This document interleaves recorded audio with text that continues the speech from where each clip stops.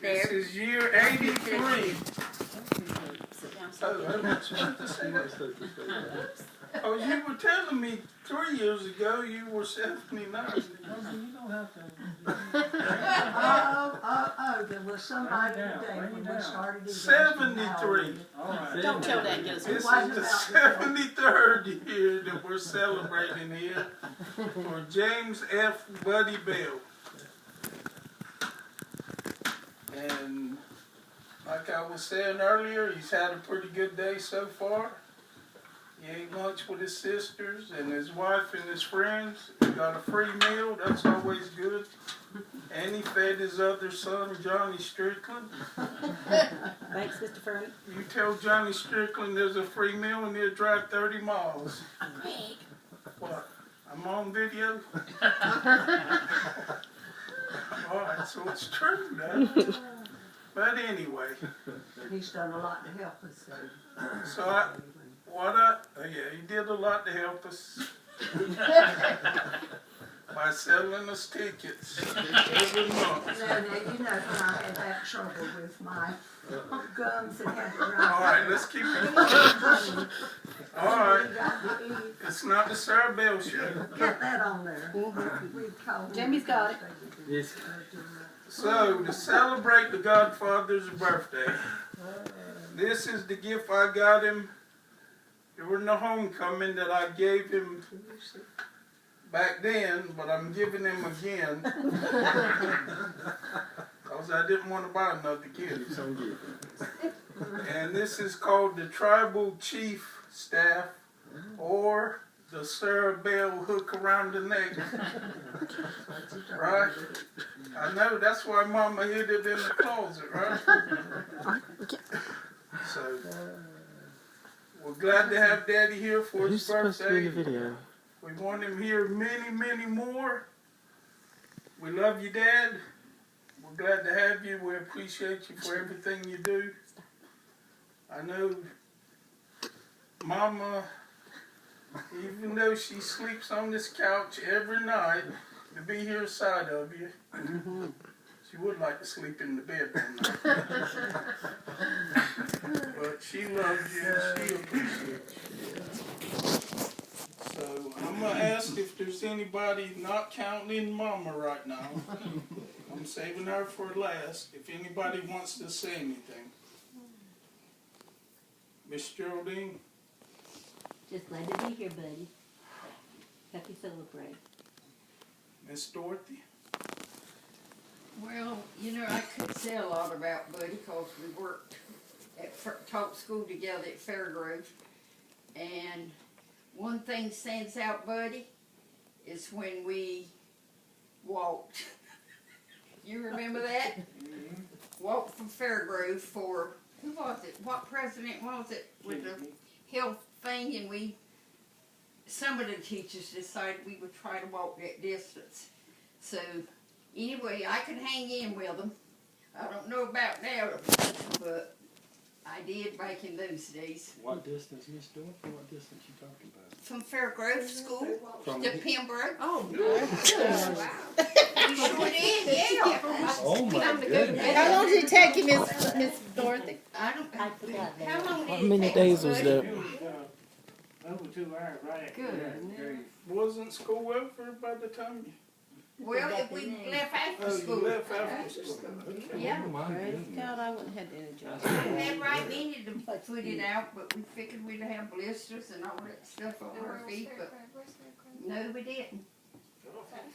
And Buddy probably remembers how we would have to go to the cotton fields when we were raising money to try to get funds to buy or purchase whatever materials we would need at school.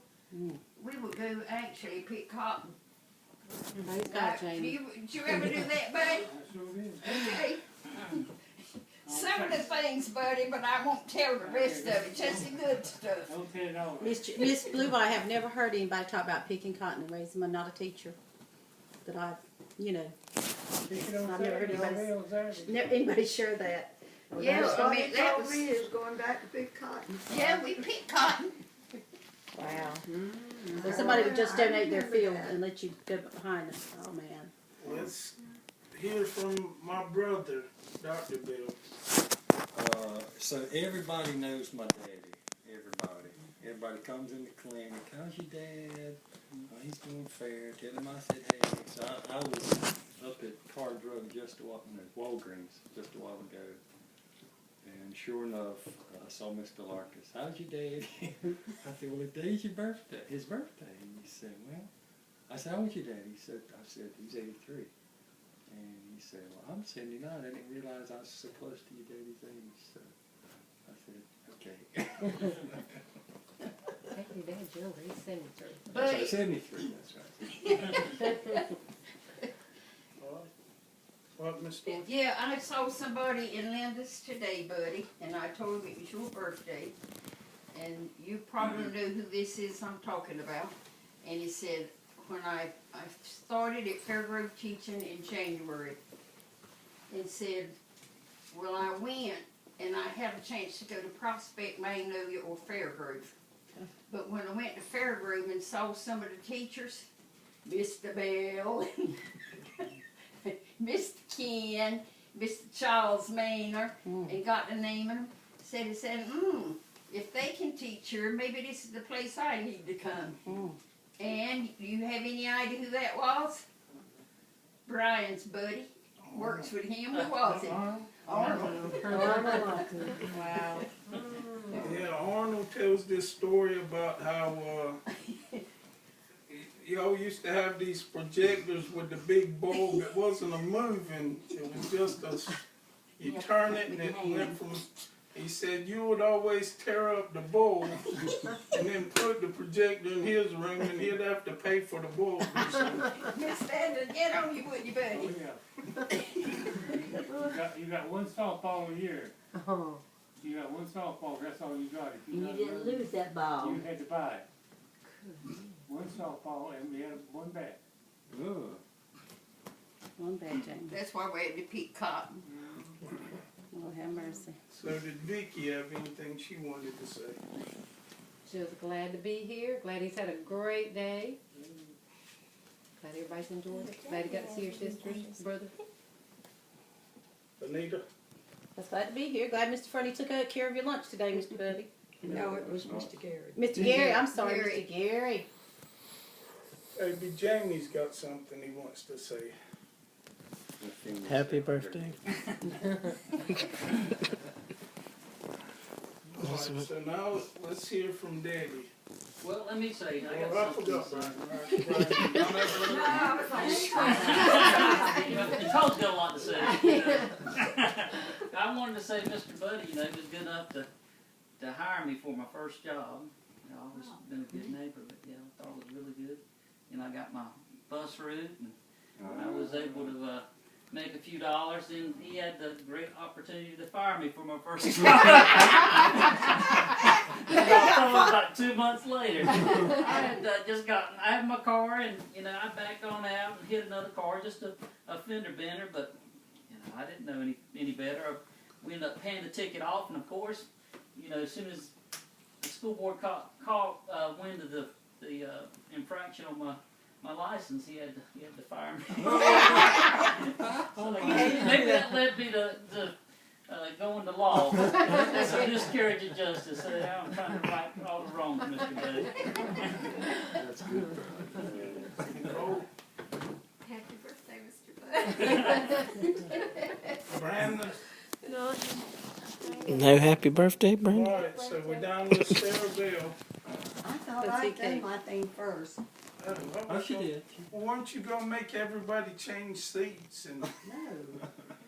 Okay, I thought that's what you were waiting for. No, what a good lunch we had. Well, now it's your turn, Daddy. What do you want to say? Nobody telling and everything, and maybe I'll make a few more. You said you're coming. So do you want to tell us about the game where you scored 40 points at UNCP when you were in college? Or the 4 home runs you hit? in the game. They're not tell all that, last time you have to run. Just keep that quiet. Keep that quiet. Greg Kent said one time they went to the house, they'd always go to ball games and they would grab the paper. I don't know whether it was the paper in another language or what. But they said they looked and Babe was trying to read it. And he realized he had the paper upside down. And they laughed. But do you remember that? And said they laughed and laughed at him. Remember- I think Bill Oxendine was with him. You was, yeah. I remember one time when I was playing basketball in the high school, we had a tournament game out in, it was let's see, I think it was not Havelock, West Carteret. And I was a junior, so that was, Dwight Lowry and Raymond Cummins and Richard Regan in that crowd. Mickey Strickland. Mickey, the Mad Bomber, Mickey Strickland. And so Richard Regan was our point guard, and I played the two guard.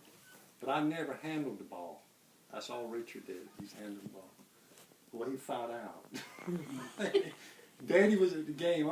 Mama didn't come. Daddy was at the game, and this was so where? it was at West Carteret. Is that right? West Name? Carteret. Yeah, because we spent the night. We ended up spending the night. And Mr. Nate Kelvin Sampson, Kelvin. But anyway, so he found out. It was about 5 minutes left in the game, and we had this big lead. And I was trying to be the point guard, and I kept throwing the ball away. But we won. We had a big enough lead, we won. And so after the game, I was just like, I felt like dirt. And I remember Daddy coming up and saying, "Hey man, don't worry about it, y'all won." He was the only one, everybody else, was celebrating over here, and I was like, but Tell them about the I time you always saw appreciate that. playing ball at Forest Beach, and you fell and passed out for a second. And when he looked up, who was standing over but his mama? I was down the bleachers before he could turn around, and I was there with the other men, Yeah, that's true. That's true. Yeah, I do have one more thing to say about All right. Now's your time. Well, I've learned all about athletics now, these boys are big. But I didn't know too much about it at all before I got married. And had a brother, but I didn't go to ball games. So got married, and we went to a basketball game, and I thought of something I wanted to tell Betty. And I said, "Betty, let me tell you this." And he said, "No, you have to wait till that." And I said, "I didn't know you couldn't talk at the ball game." So I had to learn. My daddy gave me 3 spankings.